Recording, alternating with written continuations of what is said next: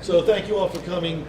Today the Republicans would like to announce that this is their second budget, full budget, that we are presenting.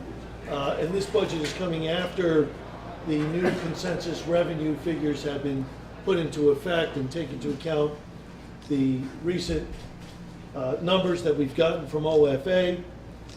It also comes in light of the hospital issue that the governor announced about 2 or 3 weeks ago. And what we're doing in this budget is we address some of the issues that I think in our last budget, in the bipartisan budget even, that are left on the table. And what we do is fully fund the Medicare savings plan. We address the hospital tax issue that Representative Claridis will talk about a little bit more. We eliminate certain savings that were objected to by the Democrats in garnering support for our bipartisan budgets, and other changes that Representative Claridis will talk about. What this budget really is a stabilization budget. That's what it is. It stabilizes the state of Connecticut, draws a line on July 1st and says from this point forward, we have a budget which is absolutely in balance, which is compliant with consensus revenue, which assures stability in Connecticut's budgeting for the future. It addresses past unfunded liabilities that have remained unaddressed by our General Assembly for years. We fully fund transportation initiatives, including the transportation centers that the governor was going to cut. We take care of those. And there's a lot more to this budget with respect to municipality aid, ECS, etc. But what this does, once again, and what the Republicans want to do, is sort of reset the state of Connecticut with respect to its budgeting. The 2018 deficit, there isn't anything we could do about this deficit. I want to be clear. There's no deficit mitigation plan that can be put into effect that's going to balance 2018. It's just an impossible feat to accomplish without decimating so much of the state of Connecticut public services and human services and agencies. It'd be irresponsible, we believe, to try to do a deficit mitigation plan. So we kind of say, okay, let's just cut there and let's go forward. With that, I'll turn it over to Representative Claridis. Thank you. As Senator Fasano mentioned, we wanted to make sure, in addition to the budget we did a few weeks ago in appropriations, because this is a moving target, as we all know, with different revenue numbers coming in and different concerns people have, that we wanted to make sure that we are taking care of the people who need our help the most. You've heard us say it time after time, and it may sound hokey, but it is how we believe budgeting should occur and what we believe leadership is in the state. As the Senator mentioned, we fully funded the Medicare savings plan, which has been a concern to many, many people, to seniors throughout this state. It is something we came back in and fixed in the budget that the governor was not interested in fixing, but we all felt strongly that we needed to fix it, and it is now fully funded in this budget. We also provide a 1% COLA to private providers, the nonprofit private providers, the people who do the job well, who do it cheaper, more effectively, and the people who deserve that extra COLA. We restore the money to magnet schools and increase the VOAG funding by $1,000 per pupil. I mean, we hear about magnet schools and charter schools, which we know are very, very valuable to this state, but when you think about it, the VOAG schools are the first magnet schools we ever had. And they do it with a lot less, and we knew that was a priority that we wanted to fund. You heard us talk a few weeks back about prioritizing the unfunded liabilities, whether they be the state pensions or the teacher's retirement. We took the extra money, the rainy day fund money, and we split that into 3. We put part of it into unfunded liabilities of state employees, part of it into teachers' retirement, unfunded liabilities, and the rest as an investment into the rainy day fund.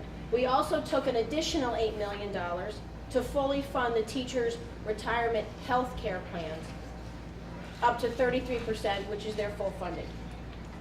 We kept the car tax at 39 mils, which was supposed to go up to 45 as of July 1st. We restored full funding to municipal aid. And as you've heard us talk about time after time, the IDD population in this state, we provided $5 million for emergency placements. Fully funded rails and bus operations, particularly how strongly and how important our rail is in the system, and particularly in the southern part of the state. Higher education, we provided $6.2 million to the Board of Regents for their fringe benefit support. Now, that was something that was a big topic of conversation in our caucuses, but at the end of the day, if the community colleges are not paying it to the comptroller, the state will be paying it one way or the other. As always, there are no new tax increases. The corporate surcharge will sunset, and the unitary tax cap has not been touched. There are many policy recommendations that are in here that will help the state not only now, but in the future, because this is an investment in our future and allowing the state to move forward in a responsible way, not the way that has happened for many years in the past. Questions? You say you're fully funding the rail and bus, and you said something about programs and terminals, or what was that? Transit districts. Transit Our districts. transit districts are fully funded in our plan. A lot of our municipalities. So this would remove the possibility of increasing bus and train fares and so on. Correct. And if I can, our prioritized progress, which annoys both of us to great end, has not been given a fair shot at DOT. It is a plan that if they incorporated 4 years ago when we put it on the table, we would have infrastructure projects on the board already started construction. It is $1 billion a year or better, to the tune of $63 billion in 30 years. And as we stand right now, there is no money for infrastructure projects at all. And for the last 4 years, this state has stayed stagnant. This governor, and I like the DOT commissioner a lot, I do, but he's wrong on this, has done nothing about the infrastructure in the state of Connecticut transportation-wise, and that's shameful. And we've had a plan, and they pin their hopes on ideas that have failed to work their way through, whether it's raising taxes on tires or gas or tolls or whatever, when we have a plan that does no new taxes, no tolls, and gives them over $1 billion a year, and they refuse to give it the credit it deserves. Can you run and pass this plan without Democrats? Sorry? I mean, you did last September. Can you run and pass this budget without Well, Democratic in the support? Senate, we're gonna need Democratic help, because Well, we're at yeah. 1818. So we're gonna need Democratic help, and in the House, we need Democratic help. We will put it forward in the Senate and the House for a vote. What about the car sales tax, the new car sales? Is there room in So, the budget for that? yeah, the new car sales, 2.5% of it is being brought into this year, and then starting 2020 is when we move the rest of it over. And so the STF is fully funded, so they need that 5 years for the bonding, so we're good on it. Themis, do you have any reactions to the speaker's announcement today about tolls? 80 billion, does this address that, or how short are the deficits? Yeah, don't worry about it. What's 380 million? The deficit going forward? This takes care of the deficit. This, Yes. Yep. This What? year's and the projected. Not 19. the rainy day fund? 18 deficits out of the rainy day. Yeah. 19 is taken care of through this. Yeah, you've got a $28 million surplus in 19, did I read that right, or what? 17. 17, okay. Anyway, Themis, any reactions to? Preliminarily. This preliminary. Fair Say enough. that again. Let me just ask you, what do you do in here about Hartford and the municipal aid? You say you restore municipal aid, you're talking about cutting them because of the bailout. Is that what? Right, because the deal that we all thought was the deal, including Democrats, Right. was that we would use our full faith and credit for the bonding. And for 2 years, we So what would are you pay. proposing here? Same thing. We have our, and we'll be running an amendment in the Senate, if not today, tomorrow, but most likely today, which will address the Hartford issue, which is to say that for 2 years, we pay for the bond, and after 2 years, they either have to pay for it, or we're gonna take it out of their statutory grant, which is pilot, not education, Right. not social services. Paul? Yeah, where do we go in the budget talks here, now you guys have laid out this marker, you've given us this material that we're obviously gonna be going through. Yep. And we thank you for it. But what are you going to be doing as far as actual negotiations? Where do we go from here? What are the prospects of Democrats and Republicans actually agreeing to make adjustments to the budget that you both passed in October? Sure. So let me say this, to what Representative Claris said, the hopes, the illusions, the Democrats haven't done a budget. They did a spending plan. It is easy to do a spending plan to say you're going to give everybody everything. And what Representative Claris and I have said to Democratic leadership is, weeks ago, look, we'll have a conversation, we should do budget negotiations, but tell me where your $420 million of tax increases are coming from. Now, that's gone down from 420 minus 150, whatever that net is. Tell us what you're going to do that net. Then we can have a conversation. To this date, I've yet to receive that, and Representative Claris and I have yet to receive that. We can't have a conversation with someone who doesn't have a plan, because we don't know what their priorities are or are not. And that's all we ever said. So now we said, okay, they have it, time is running out, we're gonna go open with it. Our doors are open, our emails are open, our phones are open, call us, we'll meet, we'll talk.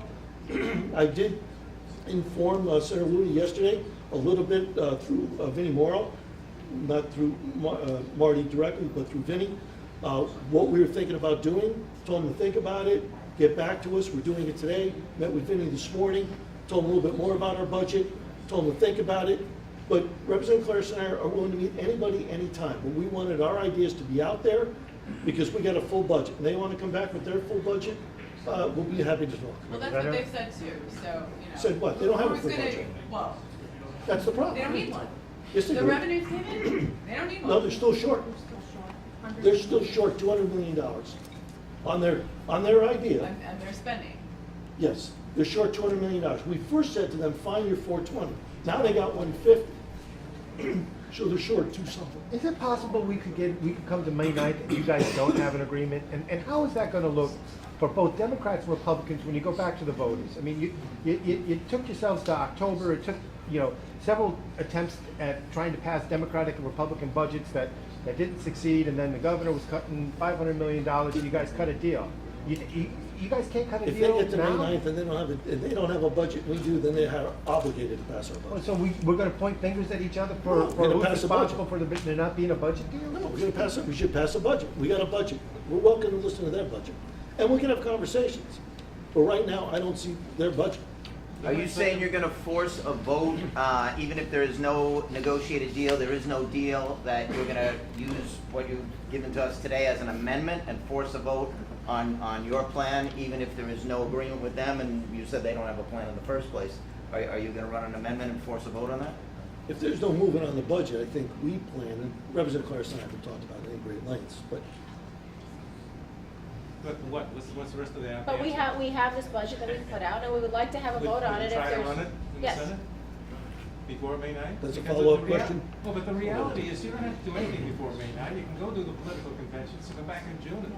it's never gonna come No, back. but we don't, listen, you know that from the beginning, whether you agree with us or don't agree with us, we have felt very strongly about putting budgets together and voting on them. We talked about it day and night last year. We clearly didn't get a vote until September. We all have good working relationships with our colleagues on the other side of the aisle, and I'm happy to have any conversations they'd like to have, but we wanted to make sure we had our proposal to put forward, to have a conversation, and when we get their full proposal, we would be more than happy to have So everyone's conversations. gonna be around here this weekend anyway, so he might start talking, is that right? Sure. How about the funding today in the House to avoid the 1199 strike? Where are the Republicans on that? We haven't caucused that yet, but we have our proposals in our budget, as you've seen, in regards to COLA increases for nonprofit providers. When are you caucusing that? I mean, there is a vote today, or at least we've been I told that. think we're gonna caucus right after Right this now? press. And what about the bond loan? There was an amendment to the bond loan, and Right, that's you still guys being caucused discussed. it last night. Yes, and it's still being discussed. And on those contracts, Chris, Yeah. here's the problem. Back on April 11th, I've asked the OPM for all the contracts. We received 2. This morning, we received the other 7. So I know it's in front of the House, but we've been asking for those contracts since April 11th. And only today did we receive the other 7 contracts. And I think it's important to read those contracts and just understand what's happening wherever you are in this issue. So you got the nonprofits who have a contract with the unions, right? They negotiated, whatever the nonprofits and the union sat down, they negotiated some deal. Now we got the workers coming to the legislature and saying, whatever that was, we want you to give us more money. That's like me contracting somebody for my house, and then the plumber electrician comes up and says, I know you hired that contractor, but we need more money. We have to understand what this deal was between 2 parties who, arm's length, negotiated the deal and what that is. We have to understand what that contract says to understand the full scope of it. It's not like the PCA contracts where they didn't have health care and they didn't have vacation time, they had to do out of pocket. This is completely different. And so we really need to understand those contracts, what they say and what they are. And Representative Clare has just got those contracts. In fairness to her, she has to read through those so she can adequately advise her caucus. It's not up in front of us yet, but we're reading through them. And to be fair, to put it up in front of us without giving us the materials, when we've been asking for them, it seems a little bit unfair, and it seems like they're rushing this issue through. Representative Ritter said that if they went on strike Monday, May 7th, which is very soon, it would be $1 million a day, it cost the state $1 million a day, and he couldn't understand how anybody could vote against this bill today. Just because he says that doesn't mean it's true. As we said, we just got the contract, so we have to look at the information. And, you know, he wants to do it and vote yes, and so maybe he's looking at it with the eyes of saying, let me see if I could make it look like you have no choice. But there may be other ramifications to this. Do you think there's any possibility of the Democrats negotiating a budget agreement with the governor? I think there's always a possibility. We heard the speaker mention the other day that he was going to walk across that floor and go over to the governor and start talking to him, and if certainly within his prerogative, and if he thinks that that's a better deal for the state of Connecticut, he can stand hand in hand with the governor and do that. Do you think they can?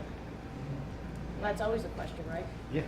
Not That's a why reminder I'm asking, call. because I'm I assuming don't know. you may have a better handle You know, on it than no, I. I don't so. know, because I have not talked to the governor in regards to his positions on this. We've seen the proposals he's come out with in the past 6 months and his position on the budget we passed in October. So I don't know what the chances are that they could come to an agreement. But if they want to have those conversations, they're welcome to have them. Do you expect to have any conversations with the administration in terms of the negotiations over the 2019 budget? If he'd like to talk, we've never said no to having a conversation. He hasn't called me lately. Did he call you? No. I see that there are a lot of increases, you store a lot of things, borrow some money. What are some of the cuts on the table in your budget? As far as That we have, the cuts that we have on our table? Yeah, no, sir. So we maintained some of the cuts in our first version of our budget, where we had 5 to 7% cuts in very specific accounts. Saying those cuts are still there, but they're very specific, and you have no cuts to substance abuse or mental health.